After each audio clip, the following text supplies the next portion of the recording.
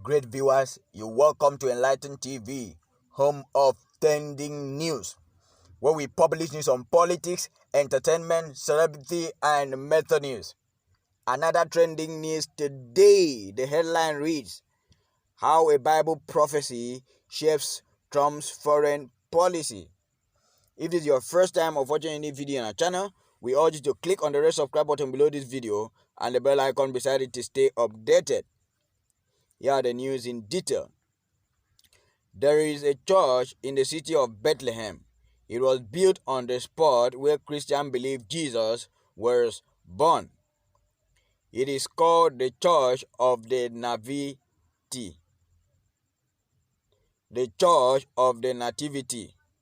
If you consult UNESCO list of World Heritage Site or ask travel expert Rick Steves, both will tell you that the church is in Palestine.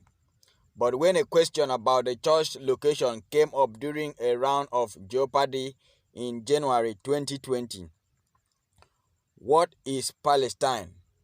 No. What is Israel? That is. That answer sets off something of an internet firestorm. That's because what you call this land and you control it is at the center of a decade-long conflict between Israelis and Palestinians. But more recently, there is also a third group that is becoming more and more influential here and throughout the Middle East. American evangelical Christians.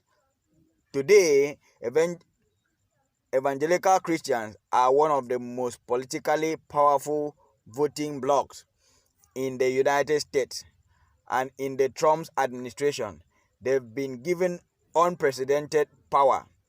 They've turned support for Israel and hostilities towards its enemies into core tenets of conservative ideology.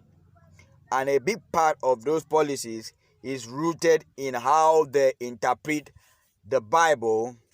In 2016, more than a quarter of all U.S. voters identified as white evangelical Christians.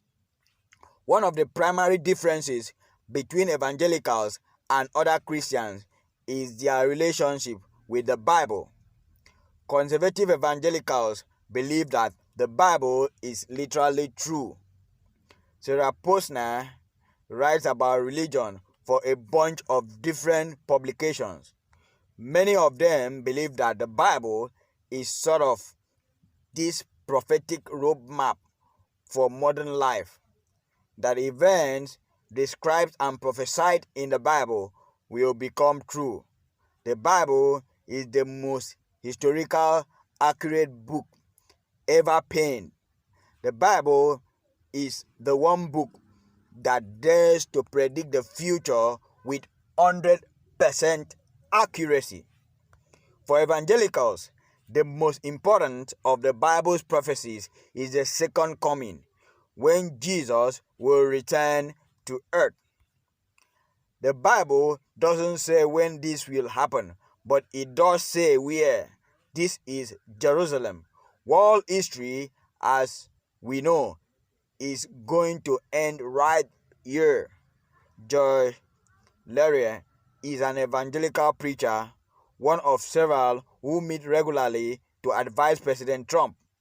There are the leaders of mega churches with tens of thousands of members, and many of them, including Greg Laurie, preach a belief called Christian Zionism. The idea that the return of the Jewish people to Israel is one of a series of events that will trigger Jesus' second coming.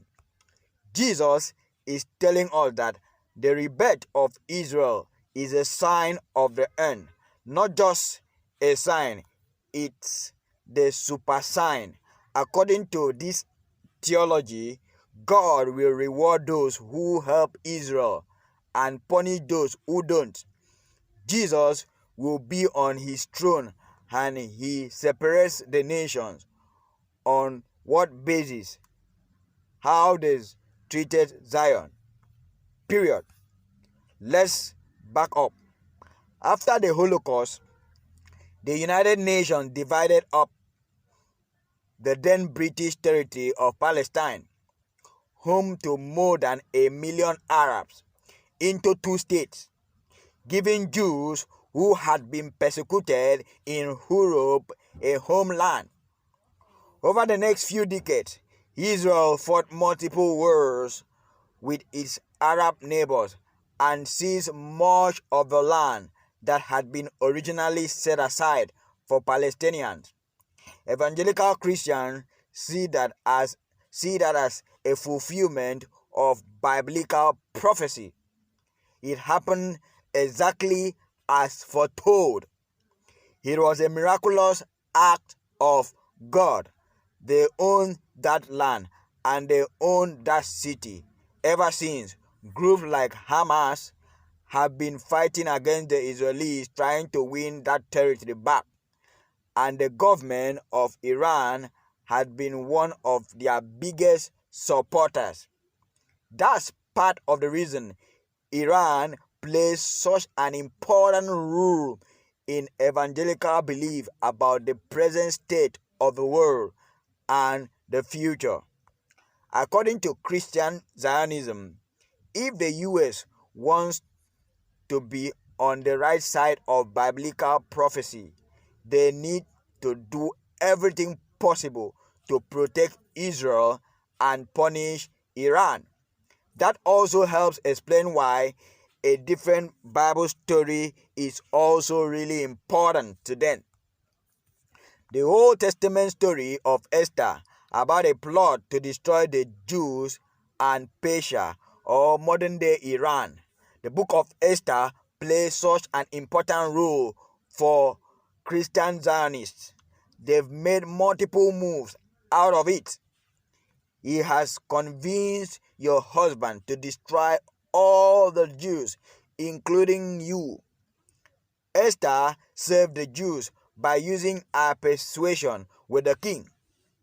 Evangelicals who are very wrapped up in this kind of theology, because Persia is modern day Iran, they sort of conceptualize this Bible story into foreign policies. Could it be that President Trump right now had been sort of raised for such a time as this? Just like Queen Esther, to help save the Jewish people from an Iranian menace. As a Christian, I certainly believe that it's possible. That's possible. I'm confident that the Lord is at work here. Secretary of State Mike Pompeo and Vice President Mike Pence both identify as evangelical Christians, and both have enormous influence on American foreign policy. A ProPublica investigation found that Pence routed millions of dollars in foreign aid that had been embarked for humanitarian projects in Iraq, diverting it towards Christian groups in the country. When President Trump approved the drone strike that killed Iranian top military commander in January 2020, it was according to the Washington Post at Pompeo and Pence urging. When President Trump moved the U.S. Embassy in Israel from Tel Aviv to Jerusalem, the move had more support from American evangelicals than American Jews. The other news telling around the embassy's move to Jerusalem is what it could signal as part of biblical prophecy. Donald Trump recognized history. He, like King Cyrus before him, fulfilled the biblical prophecy. That evangelical support isn't an accident. The Trump administration calls it. After the administration put out a peace plan that would have given Israel unprecedented control over Palestinian land. The Christian Broadcast Network interviewed Trump's ambassador to Israel. You're talking about opening up the Bible, bringing it back to life in ways that I think your listeners could not have even have imagined. It's an opportunity for biblical tourism that I think will grow and flourish in profound ways. The network coverage, followed by his lead. Good news: in this proposed peace plan, Israel would have sovereignty over many historical biblical sites. For evangelical Christians in America, the Bible isn't just a foundational text, it is a prophetic roadmap that tells the future and shapes the way they view the present, past, and the future. And for an influential group of them, that motivates their support for a foreign policy that they see as affirming those prophecies and a president who depends on their votes. What is your opinion? I would urge you at this point to share this video to as many people as possible. Let them drop their comment. Let's get to hear from you. Please drop your comment. Let's get to hear from you. We need your view concerning this write-up.